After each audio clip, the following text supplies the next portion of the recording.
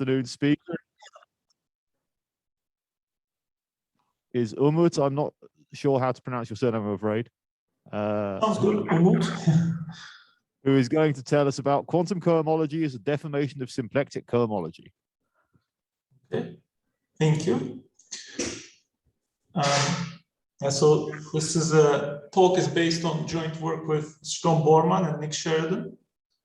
And the preprint, it's based on one preprint and it's on archive and has this archive number, but it also has the same title as my talk, so it should be easy to find. And I also wasn't completely sure kind of how symplectic the audience is, so I tried to keep it very basic from a symplectic geometry perspective. I hope that was the right decision. And so here's a plan for my talk, and I'm gonna give the setup in kind of a purely, well, not purely, but mostly algebraic geometry setup. But actually, of course, in the paper, we use a symplectic geometry setup, and it's kind of much more general. And so what I'm gonna tell you, it's some kind of special case. I mean, it's a good enough kind of general enough case, but you know, the symplectic setup is more flexible. And the proofs also rely on kind of using the symplectic setup. Good. Can you hear me? I can hear you. Can you hear me? Yes, yes. I just wanted to say thank you. You know, I'm Alessio here, right, in the room. And you probably did the right thing in watering it down, okay? And I hope you watered it down enough, if that makes sense. Okay. Okay. I mean, yeah, we'll see. We'll see if I tried, but okay. Yes, so maybe I'll just start. Okay, so so we start with some smooth Fano variety M over complex numbers. And inside M, I take some, maybe I use red color, so I have M. Inside M, I take some simple normal crossings divisor, and I denote the components by DI, smooth components.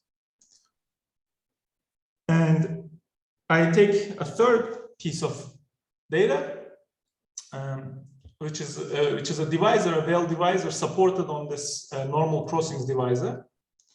And it's a positive integer combination of the components of this normal crossing divisor, and it's supposed to be equivalent to twice the anti-canonical class. Okay, and this is you know, I'm already making a simplification here, and the results work for rational weights. And it could be phrased in terms of algebraic geometry too, but I would just have to kind of take powers of bundles so that they have sections, and then, you know, the gradings would be rational, fractional gradings instead of integer gradings, etc. So I decided to just simplify it. But if you look at the paper, it's you know, more general. And in fact, I'm gonna not just choose this divisor. I think this is a small assumption from what I understand, but I'm going to assume that this divisor is given by some section of twice the anti-canonical bundle, a holomorphic section, and this section is supposed to vanish to order lambda I on di and nowhere else. Okay, so very standard setup. And now, because of ampleness, Kodaira tells us that I can construct a Hermitian metric on this bundle. And if I take the Chern connection and its curvature, then that two form is actually a Kähler form. And, you know, I'm, of course, being a Kähler form, it's a symplectic form as well. And, you know, at this point, I'm kind of switching already to kind of real notation. So I'm thinking of that Kähler form as just a real two form on the manifold, but it's compatible with the almost complex structure that's defined by the complex structure on M. So it's Kähler in that way. So it's some kind of symplectic geometry's way of saying it. And moreover, this symplectic form can be expressed in terms of any section that doesn't vanish over an open subset of M. And that section, if I take the length of that section with the Hermitian metric that I fixed from the beginning, that gave me the Kähler form, I take its logarithm, and that's Kähler potential. But now I want to write that also as kind of more real notation. So there's this, this DC operator. It's just D, but kind of precomposed with J. So the pullback of D from, so if you apply DC to a function, you will not get D of the exterior derivative of that function, but it's precomposition with the almost complex structure. And the symplectic form has this expression in terms of DC. So something that I like about this way of writing it is that it tells me that this one form, DC log absolute value S, norm S, is a primitive for my symplectic structure. Okay, so if I apply D to theta, I'm just rewriting what I wrote, I get omega. So this is what I mean by primitive. Okay, any questions so far? Everything's clear? Okay. And then this actually, I'm not really going to use it all that much. I'm going to use it a little bit, but still want to introduce. So if you take the symplectic dual of the primitive of this theta, then you obtain a vector field. And oh, I never said this, but x is defined to be the complement of the of M, complement of D inside M. Yeah, and on X, by taking the symplectic dual of this theta, I can define a vector field, and this is called a Liouville vector field, and it's defining the property.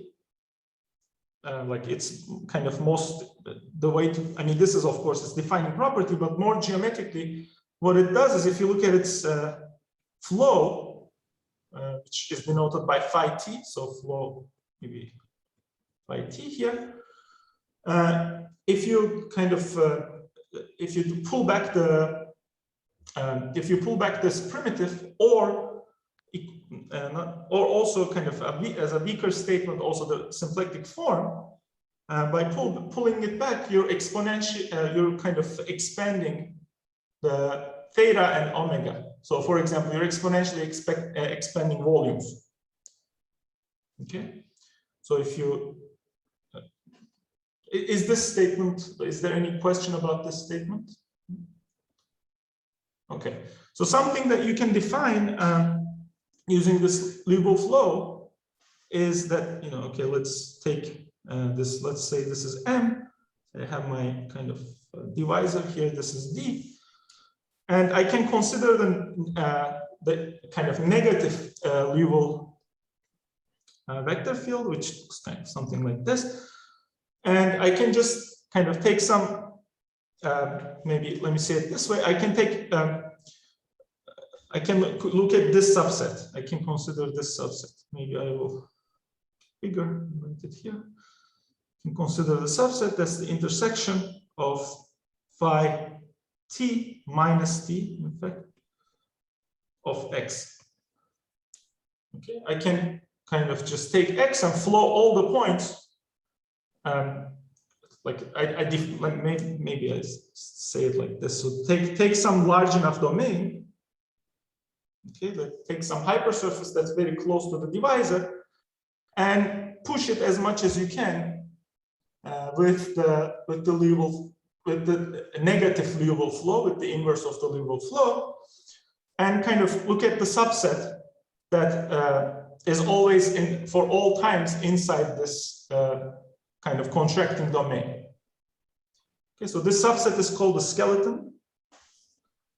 And it has many properties in this case. I'm gonna say, so this X has a Weinstein structure in this case, but the only thing that I will use, even that I will not really use, is that this skeleton has a zero volume.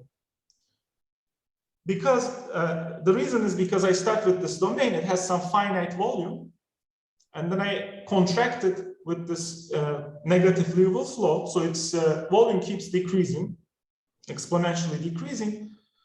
And because I'm taking the intersection of all of those domains with arbitrarily small volume, in the limit, I will get a zero volume subset. Okay, so that's the definition of skeleton of this one form. Okay, I should have formally written it here. I realized before the talk I forgot, so that's why it's kind of added like this. Okay, and here some computation will actually show you that this Liouville vector field in this case is nothing but the gradient of minus logarithm of minus the Kähler potential that I just wrote down on the previous page. So the minus logarithm of norm of S. It's a computation. And what this means is that this is not this kind of, just in terms of definitions, just terminology, this X is not just a Liouville manifold being something that admits a primitive and such that the Liouville vector field kind of points outwards as you go towards infinity. That's the definition of Liouville manifold. A Weinstein manifold is one where this Liouville vector field is gradient-like. And in this case, it's expressed as the gradient of some actual function, like some explicitly written function. And this makes X actually into a Weinstein domain, or a Weinstein manifold. But I'm not going to use that. I only need the Liouville structure. So I only need the primitive. And the fact that the Liouville vector field, which can be defined just using omega n as primitive, that the Liouville vector field points outwards at infinity. I mean, you can express this pointing outwards at infinity in kind of half a page if you want to be really rigorous, but I think you get the idea if you don't already know what I'm talking about. Okay, so now a couple more things about the setup. So, but just by construction, the symplectic class here is the expressed, as this linear combination of the Poincare duals of the smooth components of the divisor. This is just by construction. But kind of more crucially, we can also consider a relative class by combining omega and theta. And theta was my primitive. So this is going to be a class that's living in the relative cohomology m comma x. Okay, and I wrote something here. This LD is for Lefschetz dual, and that it comes from the fact that this is isomorphic to, by Lefschetz duality, isomorphic to H 2n minus 2 D with R.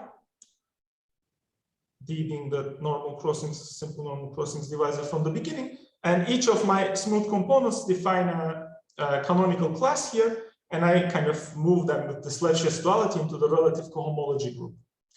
Okay, but I want to say this kind of more concretely.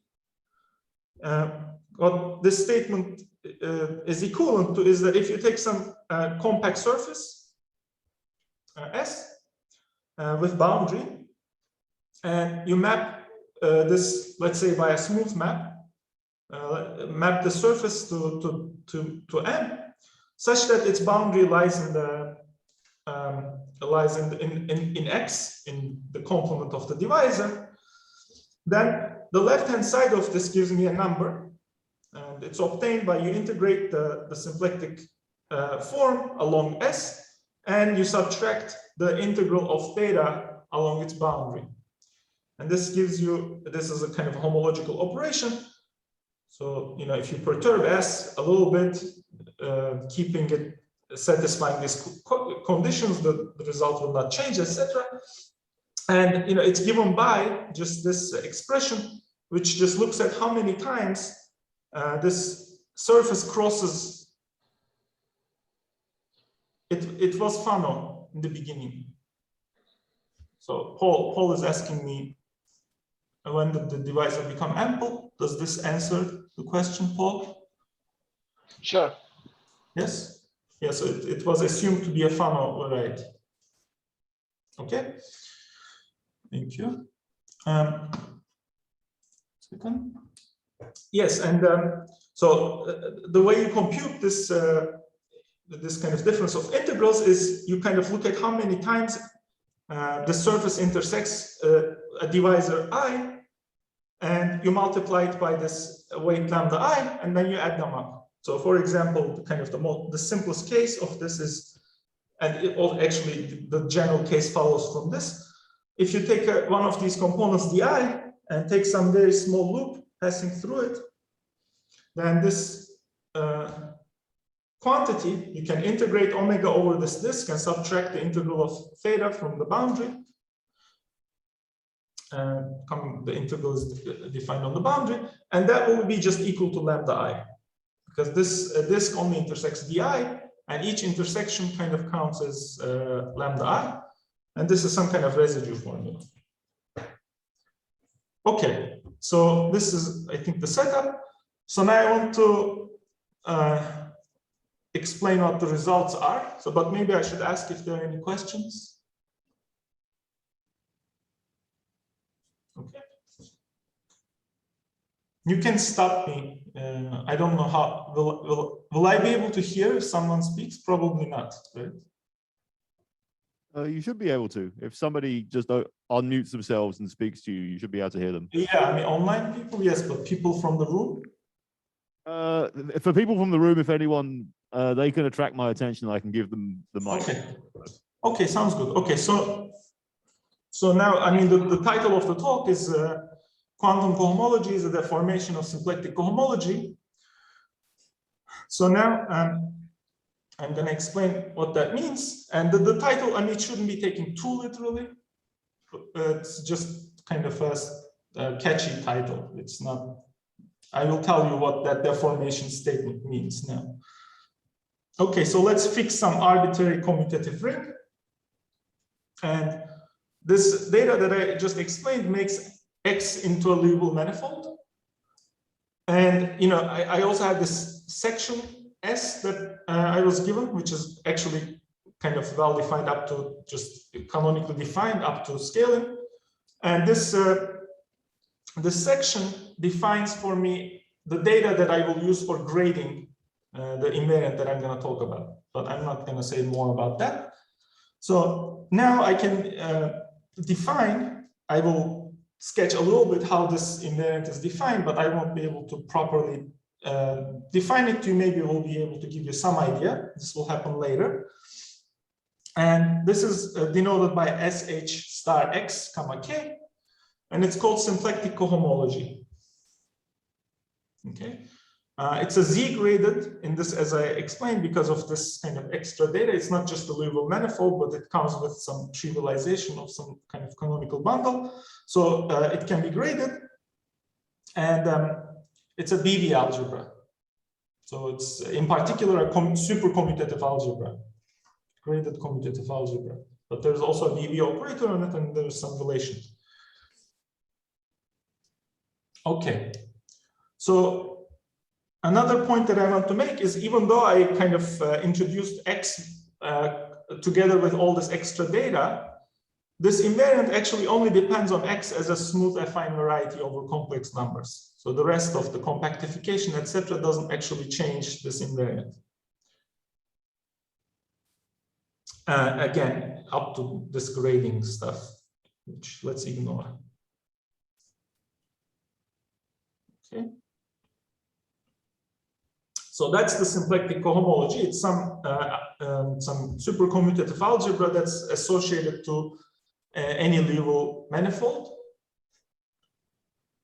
Okay, so now let me also, probably many more of you know quantum cohomology, so I will say even less about that. But one thing that I will say, it will be defined over this this commutative ring called lambda. It's a kind of Novikov ring, and it's a filtered and graded ring. So it's just K bracket Q inverse.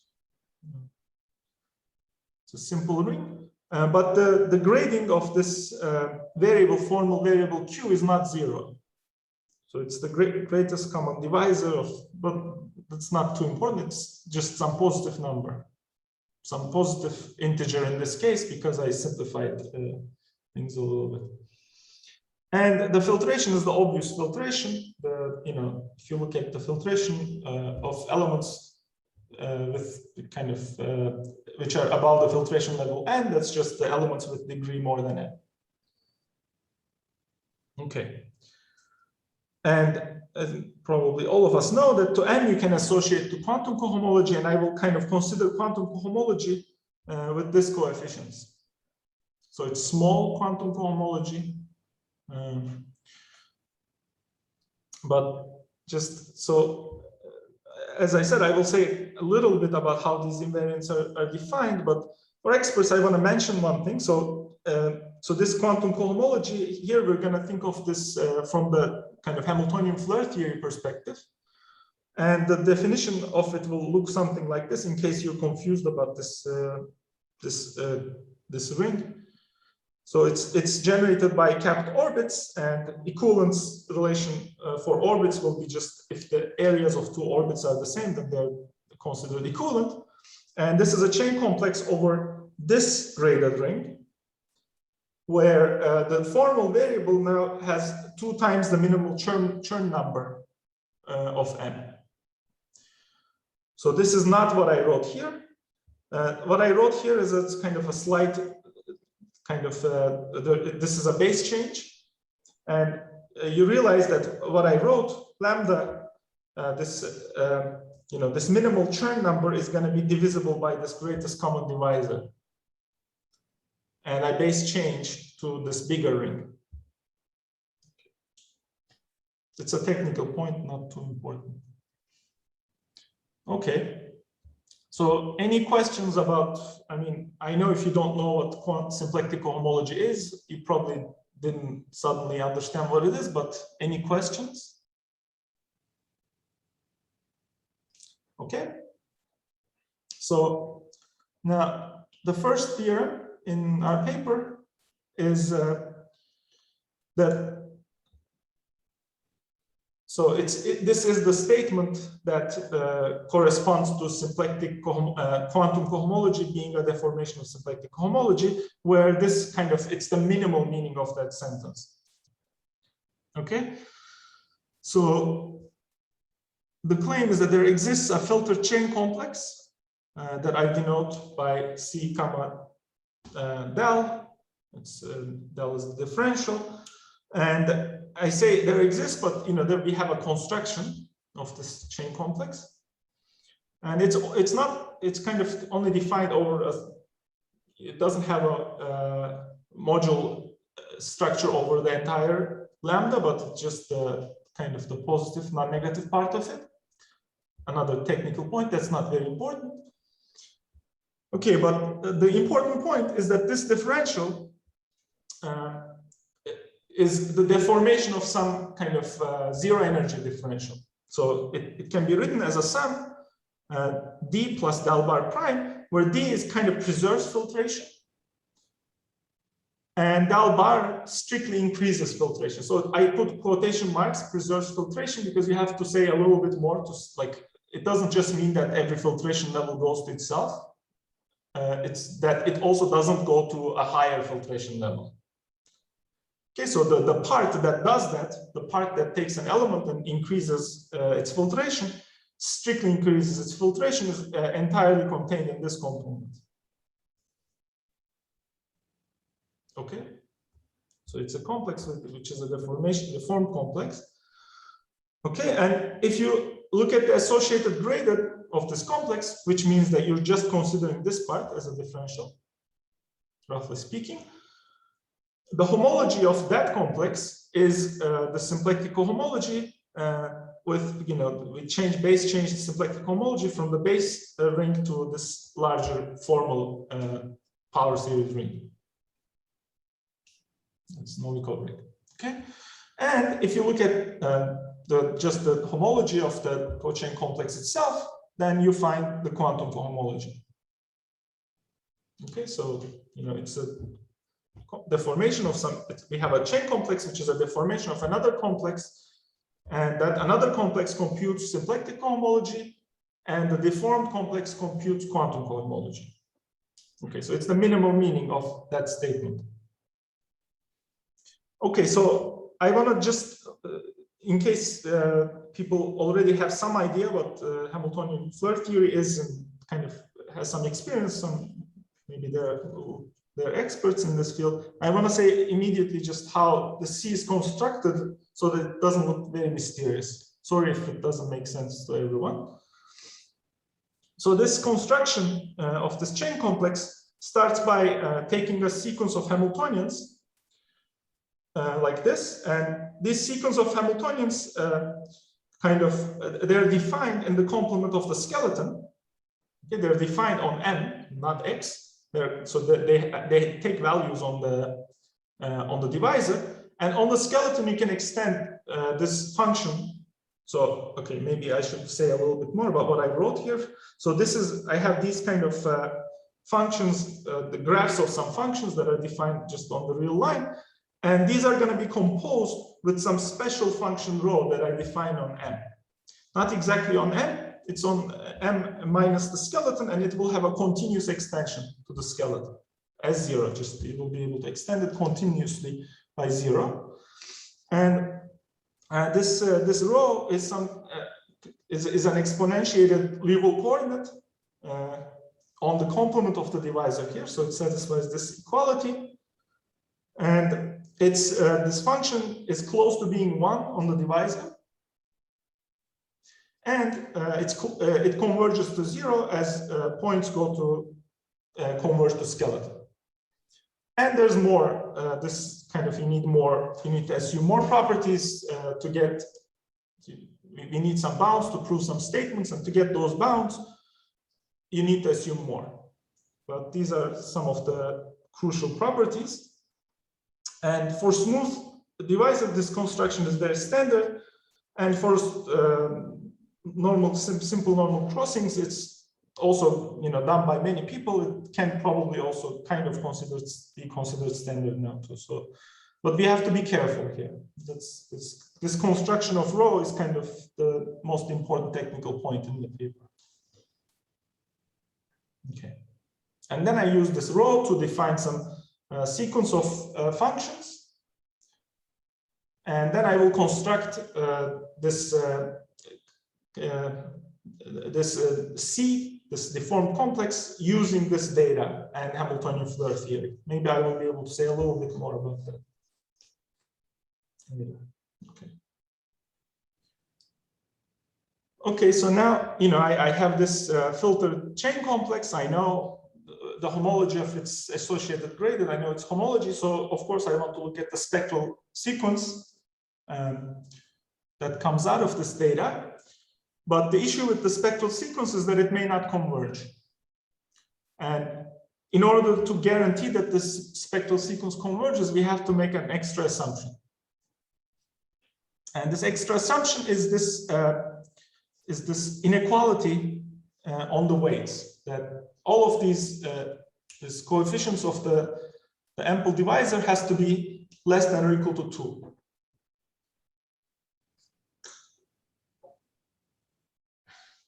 Okay, if we make this assumption, which is not necessarily always true, I'll give some examples, then the filtration on this filtered chain complex is degree-wise complete. In fact, it's bounded below. It's kind of complete in a stupid way, degree-wise. And because of that, this kind of standard spectral sequence, convergence of spectral sequence results give you a spectral sequence whose E1 page is the symplectic cohomology, and the infinity, the spectral sequence converges to quantum cohomology. Okay. And I'll give an example where if this hypothesis is not satisfied, where the hypothesis is not satisfied, and you can't have a convergent spectral sequence like this. Okay, and the way, kind of the most simple implication of having a convergent spectral sequence is that you can't start with something that's zero on that where everything is zero on a page and expect it to go converge to something non-zero. But we happen to know that quantum cohomology of n is actually not zero. It's equal to just homology. Actually, I should make a point about that too. I keep saying quantum cohomology, but I'm not really going to consider the product structure on quantum cohomology. So I could just keep saying homology or cohomology. But maybe it's more instructive to call it quantum cohomology. The product structure should also appear in the story. It's just I'm not talking about it. Yeah, so because I know that quantum cohomology is the cohomology of the manifold, and that's not zero, I immediately get that the symplectic cohomology of X is non-zero. Okay, so now I want to make a very kind of sketchy interlude about how to define these invariants. But any questions before that about the results?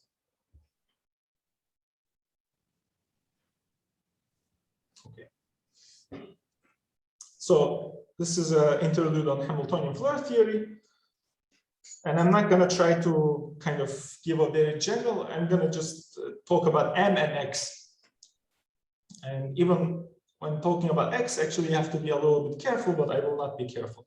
So if you have M, which is in particular a closed symplectic manifold, you take any sufficiently generic function, H, which is a time-dependent but periodically time-dependent function, then you can construct out of it a chain complex, which is called the Hamiltonian Floer cochain complex. Maybe I should write cochain, not very important. So you from this data plus some more auxiliary choice, you can construct the chain complex. And how do you do it? So kind of the basic premise, the starting point of symplectic geometry is that if you have a function in your manifold, in your symplectic manifold, then you can turn it into a vector field and hence to a flow. Okay. So this one periodic family of functions for me defines a one periodic family of vector fields, and I can look at the flow of this. And when I look at the flow, what I'm going to consider are the one periodic orbits of this flow. Okay. So this chain complex is going to be generated by one periodic orbits of the one periodic time-dependent vector field, so of that flow. And in this situation, they will be capped. Capped means you're going to choose bounding disks for these orbits. And in this setup, I'm going to also invoke kind of I'm not going to consider every cap differently, but I'm going to put an equivalence relation and just consider equivalence classes of caps. And this cap can be used to do two things, which is you can equip, you can associate to a capped one periodic orbit two numbers in this case. One is its index and two is its action. So its action has to do with its with the value that the Hamiltonians take over this orbit plus the symplectic area of the cap. Okay, so that's action. And index is more complicated to define. It's called Conley-Zender index or Maslow index. Let me kind of not get into that, but if you're given this data of the disk, then it leads to a canonical integer. And if you don't fix a disk, it's not necessarily canonical. It depends on the disk. Okay, and so that's the as a module, it's generated by these orbits, and there's supposed to be a differential, and the differential is kind of even more complicated to explain. But what it's supposed to do is supposed to count some kind of special cylinders going between these one periodic orbits. And these cylinders are supposed to solve some PDE. This PDE is a perturbation of the J holomorphic curve equation, pseudo-holomorphic curve equation. And there's a very complicated story why this is a differential, why are these sums finite, all that, which I'm not going to be able to talk about here. But something that I do need to talk about is that no matter what this Hamiltonian is, no matter what this H is, there's many functions that you can choose. This kind of, it's supposed to be generic, but that's a very kind of, it's generically satisfied. So you have many, many choices of H, but all of those choices of H actually give you nothing new if you just look at the homology of this complex. This PSS, these are names of people, Punikin, Schwartz, Solomon. And what they prove is that there exists a canonical isomorphism from quantum cohomology to this Hamiltonian, this homology of this Floer complex. Okay, and this, you know, this respects product structures, etc. It's a very nice map. But it tells you that if you just look at the, you know, if you don't even consider the product structures, the homology of this nice complex actually doesn't give you anything really interesting. Okay, but the story is a little bit, well, this story can be made very interesting in the closed case as well, in the closed manifold case as well, but it becomes kind of immediately interesting in the open manifold case. By open manifold, I specifically mean Liouville manifolds. So for example, X. Okay. So I restricted myself to closed manifolds M in the previous story of Hamiltonian Floer theory, because the closeness of the manifold comes up in checking that the differential is actually a differential, for example. This is a version of Gromov compactness. So you need to have some, like if you have a kind of an infinite sequence of solutions between the same two orbits, and these have finite energy, then they have to have some kind of convergent subsequence, some kind of compactness result like that. But if you're in some arbitrary non-compact manifold, you can't, it's very kind of hard to expect such a result because curves can just escape the infinity. And you will not be able to find a convergent subsequence. But there is a way to kind of avoid this problem in the setup of, for example, in the setup of Liouville manifolds. But something that you have to do is you have to restrict the behavior of these functions at infinity. Okay, so how, again, not exactly, but kind of roughly. So it's kind of easier to consider not X, but what I will call X, the completion of X. Kind of it's easier to make sense of what I'm saying. What that means is you kind of cut off some, you cut off your X by some kind of well-approximating domain. Again, you take some hypersurface such that the Liouville vector field is pointing out. And then you can associate to that a cone. So you have this boundary and you can attach some kind of cone to this and define the completion. And on that cone, there's going to be some special coordinate. It's called exponentiated Liouville coordinate. And if you consider only functions that are linear in that coordinate at infinity, so outside of some compact set, this conical region, then you can make sense of this, you can make sense of Hamiltonian Floer groups and all that, because you get this kind of Gromov compactness by using some kind of maximum principle. You can't have curves escaping to infinity because at some point they're going to start being tangent to some kind of level set of something, and those tangencies are not allowed because you have some maximum principle in the setup. Okay. So now you can do Hamiltonian Floer theory in X, but using linear at infinity functions. And in order to get to symplectic cohomology, and once you have this, it's the formula for what this complex, the formula for how you get a complex from a Hamiltonian function is the same. You look at one-periodic orbits, the differential counts, solutions of this PDE, etc. But it turns out that it's better to not just take one of these functions, but to take some cofinal sequence of such functions where the slope at infinity goes to infinity. Okay, so they become steeper and steeper like this. Okay, and then for each of these functions, you have some Hamiltonian Floer group, and then you can take a direct limit of these Hamiltonian Floer groups. This Hamiltonian Floer theory actually comes with kind of more, it has more in it.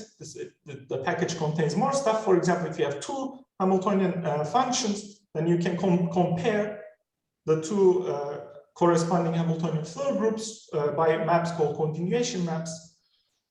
And when I say direct limit, you're taking a direct limit using those continuation maps. And in the end, you end up with some invariant symplectic called symplectic cohomology. And in our case, it will be graded.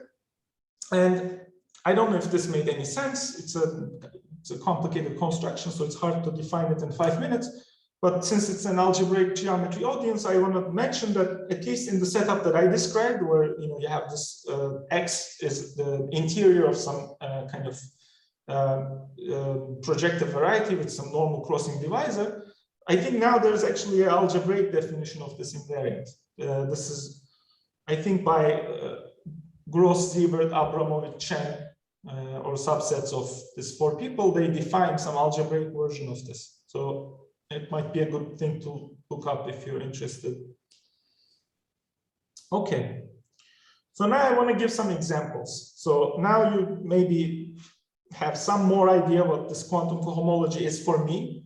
It's defined by Hamiltonian Floer theory, and what symplectic cohomology is.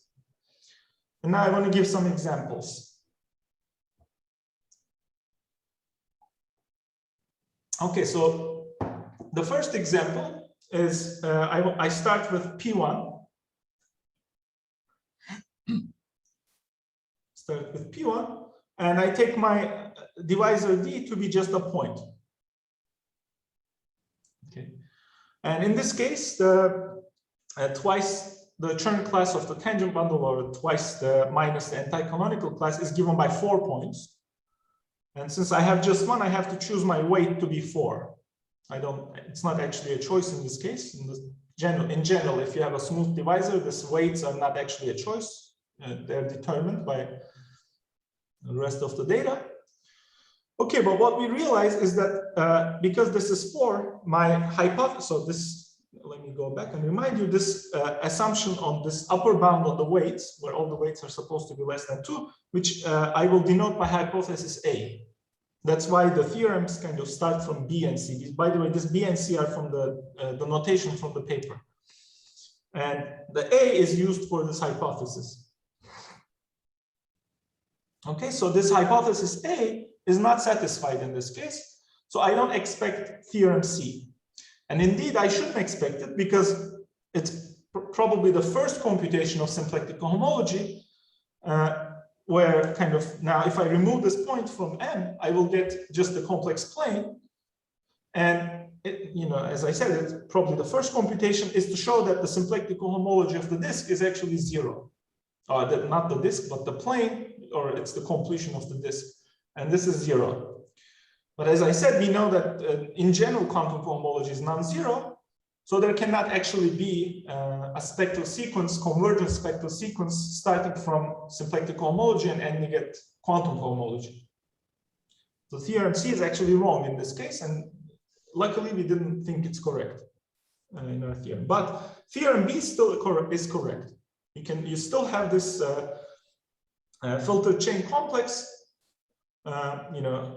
whose associated graded computes symplectic cohomology, and the complex itself computes quantum cohomology. But this does not lead to a convergent spectral sequence. Okay, so the remark is that what goes wrong, of course, is that the filtration on C is not complete. But you can complete by abstractly complete any filtration and end up with a complete filter complex, and that will have some spectral sequence, etc. So, but what is this kind of completed chain complex? So in this case, its homology will become 0. And this kind of this computation is written in the paper if you're interested, how this kind of becomes 0. And I would just want to mention that there is a conjecture about what this homology of this completed C will be. As far as I know, due to Paul and Dan Pomerliano. At least that's what Nick told me. He heard it from them. And Paul can correct me if I'm wrong. Okay. Either he's not there or he's not correcting me. Okay. So, and this conjecture is inspired by some computation of Eli Ashberg and Paul Plerovich. And we discussed this conjecture. We discussed this conjecture in our preprint. So I think it's very interesting. And I don't think I'll have time, but there's something more at the end of the talk that I want to say about it. Okay, so this is a case where I don't get the spectral sequence. It's somehow not a good case for me. Okay, let's do another case which is not very good. So now I take P1, but now I take 2 points. So now I will have 2 weights, and these weights will have to add up to 4. Okay, so now if you distribute these weights as 1 and 3, then again, my hypothesis is not satisfied because 3 is bigger than 2. Okay, and what do I get in this case? So, you know, I told you what the skeleton is. So, you know, you have these 2 points, and you have the inverse Liouville flow, and you take you remove some little disk from these regions, and you kind of compress everything as much as they compress. And what's going to be contained in all of those compressed domains is going to be this skeleton, and it's going to have volume 0. It's going to look like some kind of if you choose everything nicely, for example, in some S1 symmetric way, you can make it look like just a circle, but in general, it will be some kind of singular curve. But the point is that its complement will have 2 connected components, and one of those connected components, the one containing the divisor with weight 1, will have area 1, and the one that contains the other point with weight 3 will have area 3. So this for these areas, you should use the residue formula. You just follow from the residue formula. And you have to show that the integral, like you just take this disk and it has boundary along this circle, more or less. And just the integral of theta along the boundary will be 0. And the intersection number will exactly be computing the area. Okay. So as I said, in this case, hypothesis A doesn't hold. So I don't get, this, I mean, it's not a direct implication, but you can check by hand that this complex C is not complete. And when it's completed, its homology will actually become 0. But what else? So in this case, something that we notice, which if I have time, I'll come back to later, is that the skeleton here is a displaceable set. By displaceable here, I mean it's displaceable by an area preserving isotope.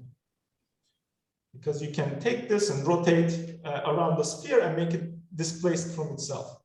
So this kind of hypothesis A has to do with, like when the hypothesis A holds, something that implies is that this skeleton is kind of rigid.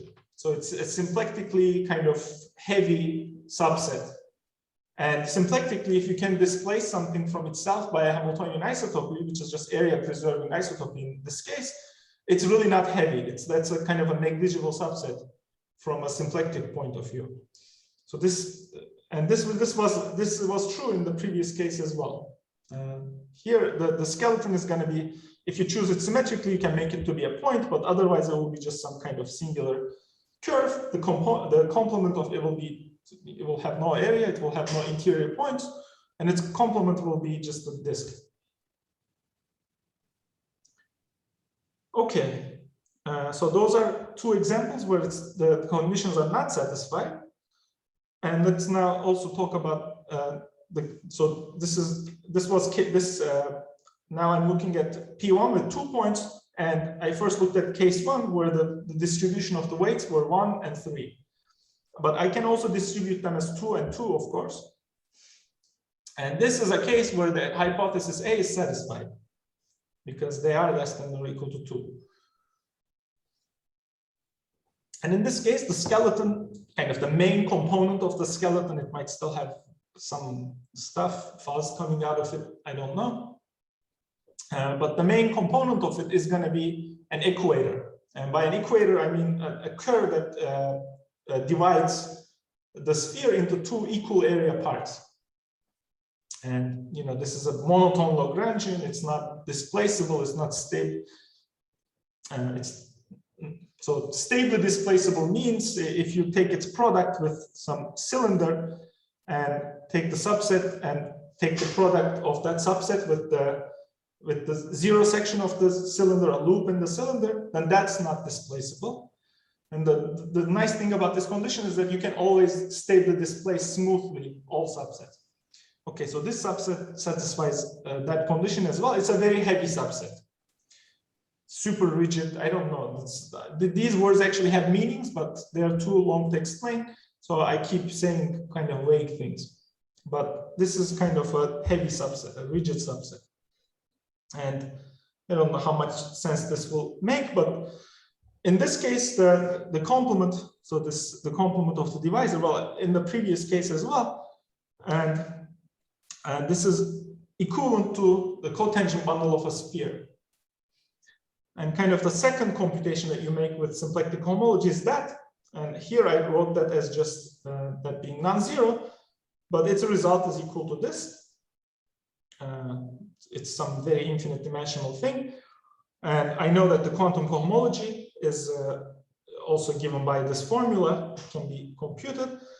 And in this case, you can actually check that if you take C to be this thing, this symplectic cohomology, and deform it so that the differential, so with zero differential before deformation, and after deformation, the differential looks something like this. And then you can check that it actually recovers quantum cohomology. And the way I wrote this deformation, I didn't just randomly write it. There is a very kind of general story about kind of how actually computing these differentials. And it has to do with mirror symmetry. It has to do with the fact that, if you have two mirror pairs, like for example, C star and C star, and if you compactify one of them, it corresponds to adding a superpotential to the other one. And it's a beautiful story. And I think what we wrote kind of, at least it was enlightening to me. So if you're interested, you can look at that from the paper. Okay, so it's a very long discussion. Okay, so I wanted to say a little bit about the proof. And again, as usual, I will not really say anything, but just kind of the basic structure of what's going on. So I mentioned in this remark to the experts that on M, we're going to consider, so now I'm telling you how to construct this complex C. Okay, so I mentioned that you consider a kind of a sequence of functions that look like this. Now I kind of combine, I wrote it as a composition there. I now combine, I actually composed, and I'm writing it as some kind of cartoon. So, it actually has some value at D, but it's kind of getting steeper and steeper, these functions, kind of as they approach D. Like, the derivative is increasing. Okay, so I have these kind of functions. And what I want to do is I actually want to do something that's very similar to just what you do in the definition of symplectic cohomology. You want to take a homotopy colimit of all of these Hamiltonian-Floer cochain complexes. And because the PSS tells me that each of these guys are actually isomorphic in kind of a very natural way to just the cohomology of the manifold, even though I take this colimit, the result doesn't change. So this complex, this homotopy colimit, just still computes quantum cohomology. But if you look at it, it's also pretty kind of, it's very similar to how you compute symplectic cohomology of, this is supposed to be X, of the complement as well. It just differs from it in two kind of very crucial ways. So that there are some, so this sequence is defined on the entire manifold, and it has some periodic orbits that lie on D. And these ones you don't see in symplectic cohomology of X. So you have these extra generators along D. So that's something that we just don't want. That doesn't appear in the story, and that's why the statement is this: there exists a C and stuff. That's why it's complicated. We don't want these orbits, and we have to actually do something to get rid of these orbits. But the second way in which this differs from symplectic cohomology is that if you look at Floer solutions, now they're allowed to pass through D. Okay, so you have orbits here and here, but a solution can pass through the divisor and still contribute to this Hamiltonian Floer theory that I'm doing inside the compactified space. Okay, and these ones I do want.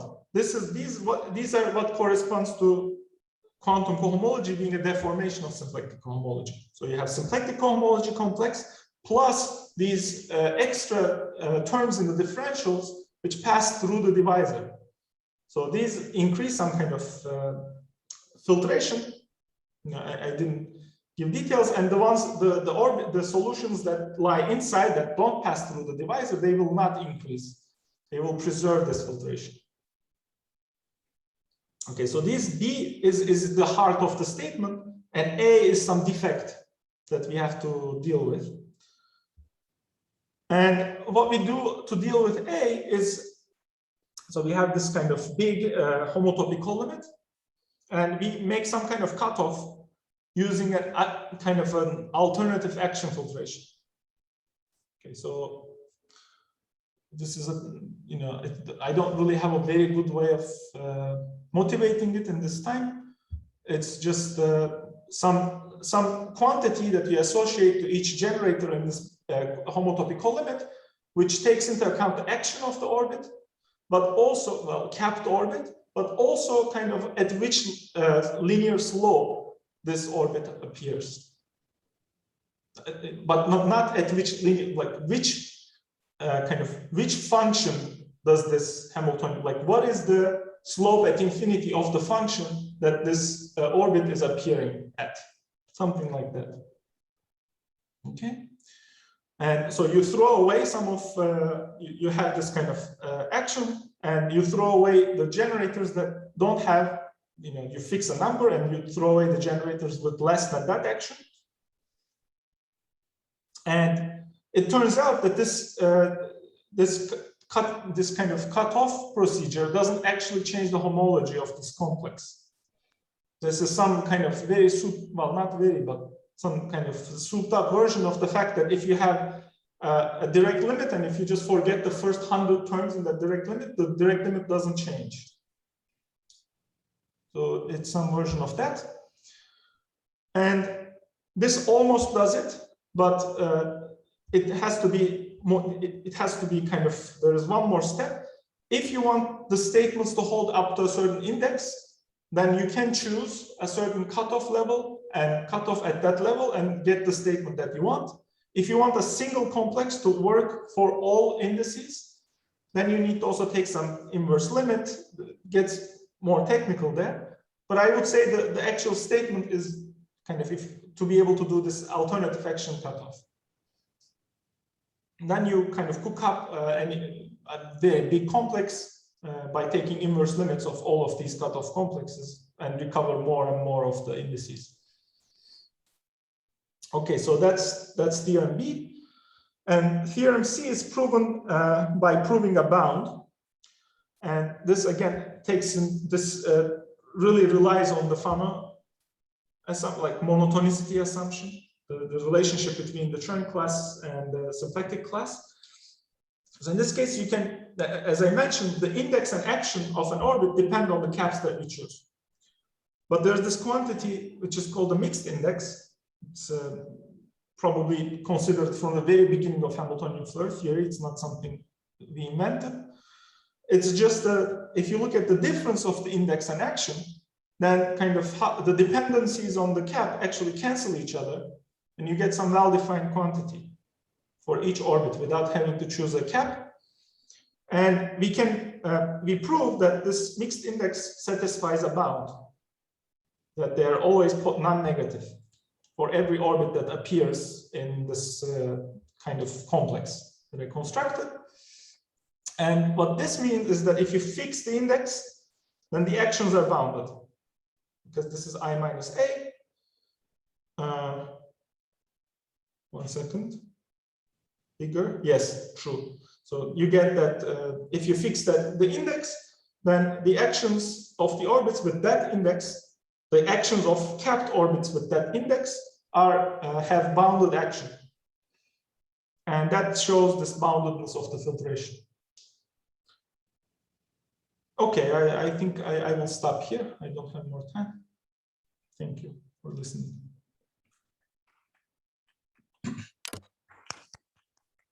Oh, maybe I shouldn't actually close this. Are there any questions?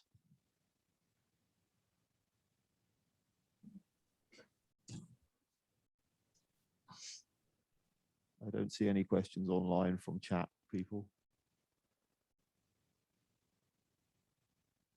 Okay, if there are no questions, let's thank the speaker again.